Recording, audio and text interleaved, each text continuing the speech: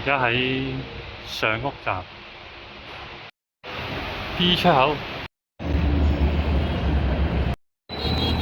過馬路，遠處就係登山位，沿住山邊方向行，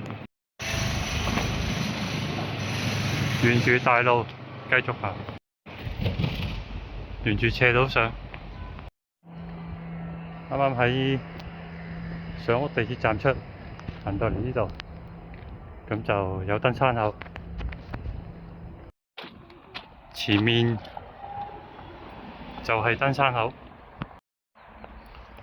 好，呢度入口位，頭先要過條高速，咁大家要小心。我呢條路就駁返上鳳凰徑啫，原路呢就唔係主要郊遊徑嗰度穿上去嘅，咁所以大家都係揾朋友陪啊。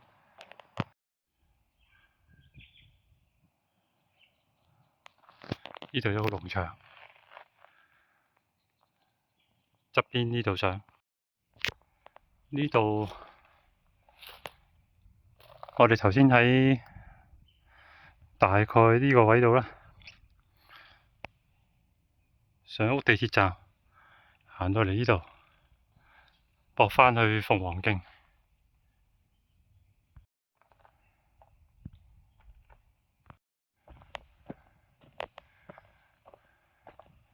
咁呢度就都睇到啦，應該未起好。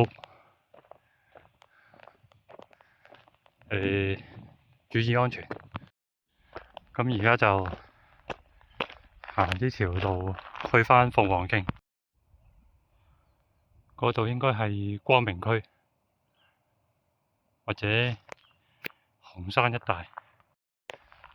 咁呢條鳳凰徑其實都係23、24年度呢先至宣佈話啟用嘅。咁而家我哋行緊就係佢一啲周邊嘅連接帶啦、連接點啦，但係其實好多都未起好嘅。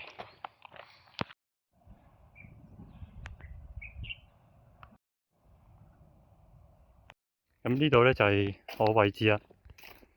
咁頭先就由呢個上屋地鐵站經呢條 Y179過條高速嚟到呢個位。呢度有個墳場位，不過唔使過，認住呢條路上，絲帶得幾條啫，即係冇乜人行。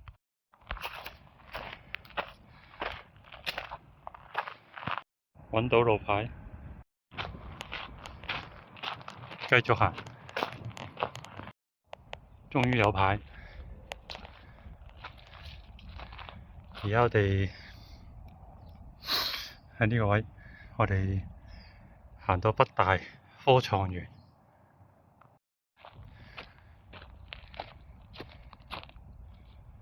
咁呢就根據之前行咗好多次鳳凰徑嘅經驗呢，鳳凰徑基本上呢係冇石屎路嘅，完全係好似喺叢林嗰度奔走咁嘅。大家可以感受下鳳凰徑二段。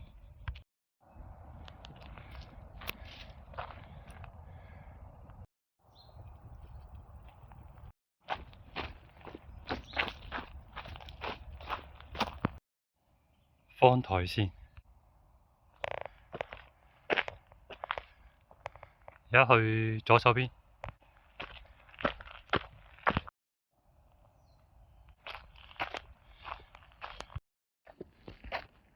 而家位置，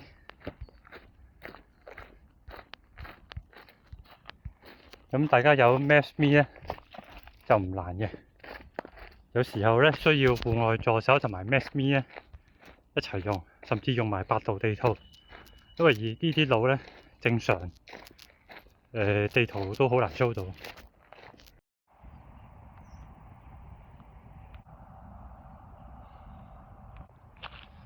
咁佢呢度咧就有好多唔同出入口嘅，咁有啲就有牌，有啲就冇牌。咁所以大家嚟之前最好睇睇，同埋唔對路都係閃啦，因為佢呢啲路同平時喺市區嗰啲郊遊徑咧就有啲唔同嘅。咁呢度就佢冇嗰啲監艇啦，即係啲保安員啊嘛。通常如果你係正規嗰啲森林公園，雖然呢度都係正規郊遊徑，咁但係就比較 raw 少少咯，即係比較原始啲。所以咧，大家做足準備。好，咁就而家我哋就撤退啦。落山就下邊。好，再睇睇地圖。頭先喺呢度上屋站，跟住上到嚟呢度，跟住呢條路行。咁我哋石岩北環入口。如果鳳凰徑咧就喺呢度走嘅，逆走2段，順走都得。呢條路應該有山泥傾瀉過，所以就唔行啦。行到去北大科創園，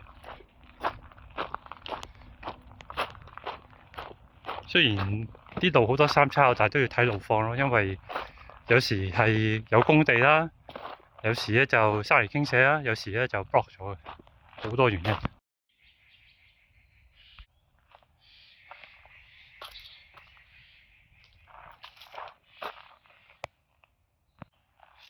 咁就我喺石岩北環入口走啦，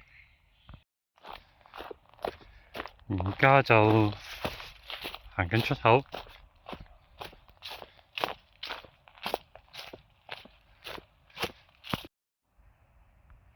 安吉爾登山路口。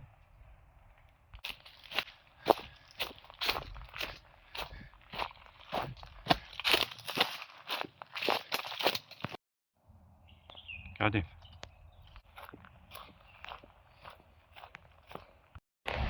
好，出返大路，揾車走。咁出到呢度咧，就有幾條巴士路線揀嘅，出返地鐵站。咁就記得大家要搭咧係嗰邊方向啦。